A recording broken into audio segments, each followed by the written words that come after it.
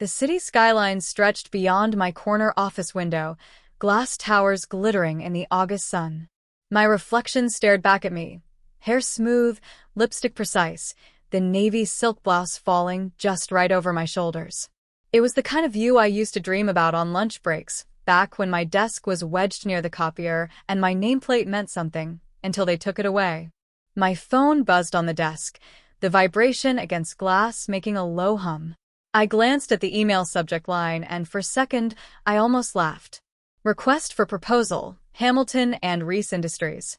The same firm that stripped me of my title, pushed me out with a polite smile, and replaced me with someone they thought would better fit the role. Now, they wanted my company to handle a multi-million-dollar contract. My company. I leaned back in my chair, the leather creaking softly, letting the irony settle in like a fine wine. My assistant, Jamie, peeked in. "Do you want me to schedule the meeting?" I smiled, slow, deliberate. "Yes. And make sure it's here. My office." The silk at my wrist brushed the edge of my desk as I reached for my coffee. Steam curled up into the air, and I thought about the last time I saw those faces. They wouldn't recognize the woman I'd become. And I couldn't wait to watch the moment it hit them. For years ago, my office didn't have floor-to-ceiling windows or leather chairs. It had walls the color of wet cardboard and a flickering fluorescent light that buzzed just enough to make you question your sanity by 3 p.m. I was 30, overworked, and foolishly loyal to Hamilton and Reese Industries. I believed if I kept my head down and hit every target, the people upstairs would notice. They did notice, just not in the way I imagined. The memory is sharp, like a glass shard I keep in a box but can never quite throw away. It was a Tuesday. I was called into the conference room, the one with the fake plants and that ridiculous motivational poster about teamwork. 3 of them were waiting. Greg, my direct manager, Claire from HR, and a man I didn't know, wearing a tie so tight it looked like it was choking him.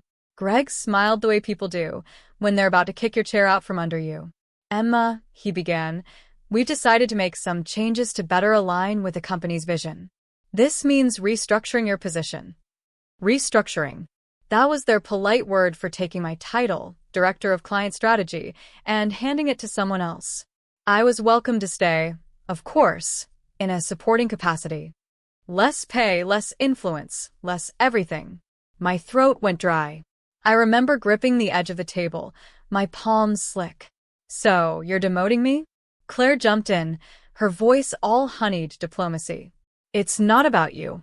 It's about the role." But it was about me. I knew it, and they knew I knew. When the meeting ended, I walked straight past my desk, past the copier, past the break room where someone's microwave popcorn was burning. I didn't stop until I hit the elevator. In my hand was the one thing I grabbed on instinct, a pen. Not just any pen, but the engraved silver one my grandmother had given me the day I landed the director position. "Write your own future," she'd said. The elevator doors closed, and the lump in my throat broke loose. Tears came hot and fast, but so did something else, a clarity I'd never felt before. They had taken my title, but I was taking my life back. That night, I polished the silver pen until it gleamed under my kitchen light, and I made my first call to a woman I'd met months earlier at a networking event. Her name was Linda Moore. She ran her own consulting firm, and she believed in women who refused to stay small. Linda Moore didn't waste time with pity. When I met her for coffee at a small cafe on West 34th, she listened, nodded once, and said, "Good. They lit the fire. Now you burn the path." She offered me a junior consultant role at her firm. Not glamorous, but real. The pay barely covered rent, but it came with something more valuable. Proximity to someone who'd fought her way up in a man-heavy industry and refused to apologize for her success. Those first months were brutal. I worked days in Linda's office and nights in my tiny apartment, devouring online courses in finance, marketing, and negotiation. I rewrote client proposals until my eyes blurred, learned to read contracts like novels, and practiced pitches in the mirror until my voice carried steel under silk. There were moments I almost broke, like the time a potential client laughed when I introduced myself, asking if I was the intern before I could even get through my presentation. Or the afternoon my bank account dipped so low I had to choose between groceries and paying the electric bill. But then there were the wins. The small victories that stitched me back together. The first time a client signed because they believed in me. The first check I deposited for work I'd landed on my own. The first time I sat in a meeting and realized I was the most prepared person in the room. Linda noticed, too. After a year, she promoted me to lead a small team. After 2, she encouraged me to start my own boutique consultancy, specializing in corporate turnaround strategies. She even became my first client, feeding me projects she couldn't take on. I started small, just me and an assistant working out of a rented shared office. But word traveled fast in certain circles. My knack for spotting inefficiencies and rebuilding systems caught the attention of mid-sized companies struggling to survive. One by one, they came, and I helped turn them around. I learned the art of staying visible where it mattered and invisible where it didn't. On social media, I posted modest updates, a coffee cup here, a city view there, never hinting at the deals I was closing behind the scenes. My family didn't know the scale of my work. Even old colleagues assumed I was doing okay freelancing. Privately, my world transformed. My office grew from one rented desk to an entire floor with a view of the Hudson. My client list began to include names I once whispered with awe in corporate hallways. I had staff smart, loyal, driven, who called me boss. The silver pen sat on my desk every day, catching the light, a quiet reminder. I never used it for contracts. That was my superstition. It was for moments of vision. Notes scribbled during midnight bursts of inspiration, sketches of possibilities that hadn't yet been built. And then, 3 years after I walked out of Hamilton and Reese with nothing but that pen in my hand, my assistant forwarded an inquiry. The sender's name made my pulse slow. Hamilton and Reese Industries. They were in trouble, and they wanted my help. The morning of the meeting, Manhattan hummed outside my window, taxis blaring, heels clicking on pavement, the city in perpetual motion. Inside my office, it was calm. The kind of calm that comes from knowing the power is already yours. I'd asked Jamie to prepare the conference room, the big one, the one with the view that could make grown men rethink their life choices. Floor-to-ceiling windows spilled light over a walnut table polished to a mirror shine. A vase of fresh lilies sat in the center, their scent faint but elegant. On the wall, framed photos charted my journey. Awards, magazine features, even a candid shot of Linda and me laughing at a gala. I chose my outfit with precision, a charcoal sheath dress, pearl earrings, hair in a sleek twist. The silver pen rested on my desk, angled just so. It wasn't part of the meeting, but it was part of me. At 10:02 a.m., they arrived. 3 of them.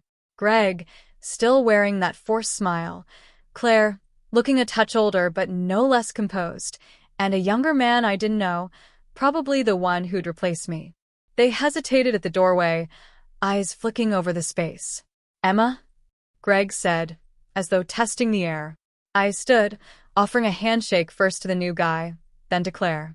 "Welcome to Moore and Stanton Consulting." Greg's eyebrows rose. "Moore and Stanton, that's your firm?" "My firm," I corrected, with a smile that was all teeth and warmth. We sat. Jamie poured coffee into white porcelain cups, placing them with quiet precision. I let them settle, let the moment stretch, before sliding a folder across the table. "Your RFP mentioned issues with operational efficiency, client retention, and leadership turnover. I've reviewed your numbers. You're hemorrhaging money." The younger man bristled. "We're here to discuss solutions, not insults." "Facts," I said smoothly, turning a page. "You've lost 3 major clients in 18 months. You're carrying redundant payroll. Your leadership team is reactive, not strategic." I closed the folder gently. "But those are problems I solve. For my clients." Greg cleared his throat. "Emma, we didn't realize you were the CEO of the firm you're courting?" I finished for him. "No, I imagine you didn't." Silence. Outside, the city roared on, but in that room, time shrank to the sound of Claire's pen clicking. I leaned in just enough. "You took my title once. I built something bigger. Now you're here because you need me." Greg's smile faltered. Claire's gaze dropped to the table. The younger man glanced at the lilies as if they might explain how the balance of power had shifted so completely. Finally, Greg said, "We're prepared to work with you. On your terms." I nodded, leaning back. "Good. Because my terms are non-negotiable. And the first one is this: you address the culture that cost you people like me in the first place." Jamie re-entered, with contracts. The paper made a soft, crisp sound as it slid across the table. I didn't rush them. I didn't need to. They knew they were no longer the ones doing the choosing. When they finally signed, I capped my silver pen and set it beside the agreement, not to use it but to let them see it. Greg's eyes lingered on it for a fraction too long. Walking them out, I shook their hands again. "Welcome aboard," I said. The words were polite, but my tone made it clear. This was my ship now. As the door closed behind them, Jamie grinned. That was satisfying. I smiled back. That was just the beginning. The first week of working with Hamilton and Reese was a study in watching people squirm. Old habits die hard, and their leadership team was used to talking over women, ignoring uncomfortable truths, and hiding behind corporate jargon. Not in my meetings. Our kickoff session was held in my boardroom, sunlight flooding the table as I stood at the head, agenda in hand. I could see Greg's discomfort every time I redirected the conversation back to facts instead of excuses. Claire avoided eye contact when I asked for specifics on HR policies.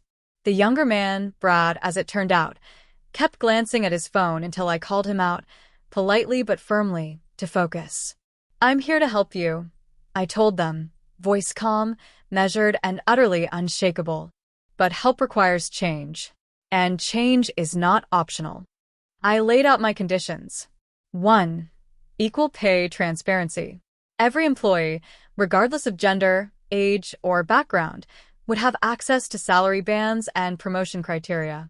If your numbers can't stand the light, they don't deserve to survive.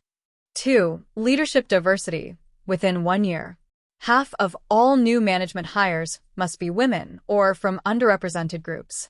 Innovation comes from varied perspectives.